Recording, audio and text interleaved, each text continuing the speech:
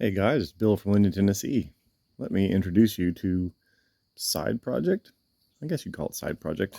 Mule, electric mule conversion. This is a 1998-ish Mule. I can't get you caught up here. I got the front off, got the radiator out.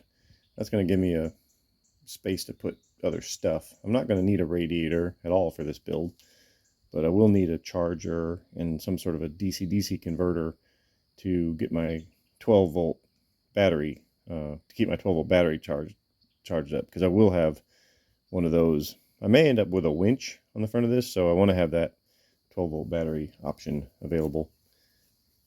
And I've had this for about, I don't know, a week or so, and while I've been waiting on parts to get finished painted for side project, or for main project number one, I wanted to have, I wanted one of these anyway. It was either this or one of those Kei trucks, like those Japanese little bitty trucks, or a side-by-side. But this side-by-side came up on Marketplace.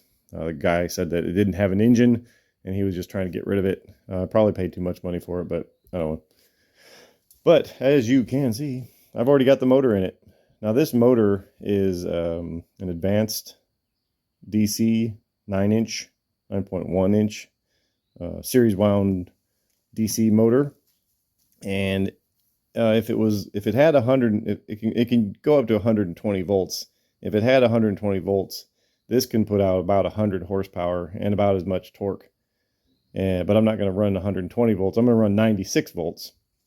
So it'll still have the same 100 pound-foot of torque, but it just won't have quite that much horsepower, which is fine, because I think this had a 17 horsepower V-twin in it or something. It's going to be massive overkill for power, but I am overdriving the motor, because this originally had a top speed of about 30, 35 or so. Well, I'm overdriving it with a 2-to-1, not reduction, but anti-reduction. So that'll give me a top speed of around 65, 70 theoretically. Now, it's not ever going to go that fast, at least not with me in it, but it will give a comfortable 45, 50 miles an hour cruise, which is kind of what I'm aiming for a top speed. And if I need more torque, which I don't think I will, but if I do, then I've also got a low range in this little transmission. So this transmission is going to be forward and reverse, because with a series wound DC motor, you can do reverse, but it's a bit more complicated. You have to have the right kind of controller, and I'm not that interested because I've got forward and reverse in the transmission. It's also got four-wheel drive. It's got a selector for in and out four-wheel drive, and it's also got a rear differential lock.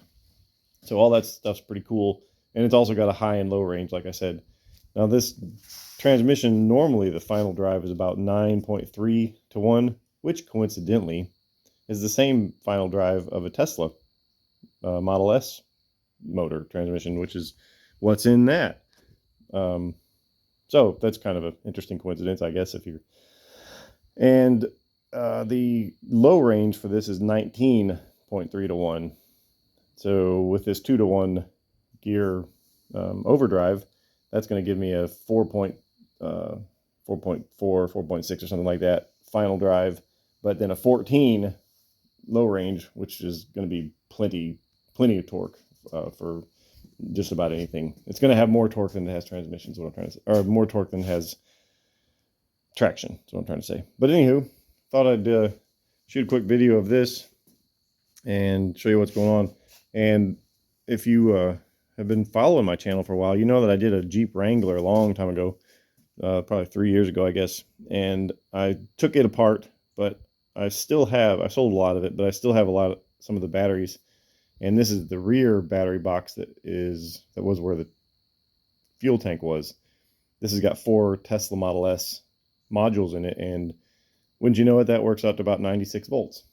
That is the battery that this is going to use. That's about 31 inches wide and 14 or so inches tall, something like that. And the distance between that frame rail right there and that one is 31.5 inches. So that battery box is going to just set on top of that frame rail really, really nicely. Now it'll just barely fit underneath this little cage. This is where the seat sat.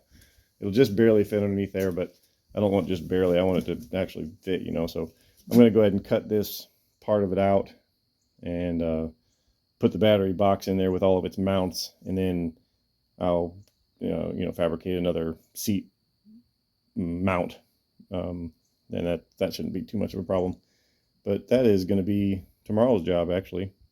Actually, no, tomorrow's job is going to be that. I need to work on that again. But anyway, thanks for watching. We'll see you next time.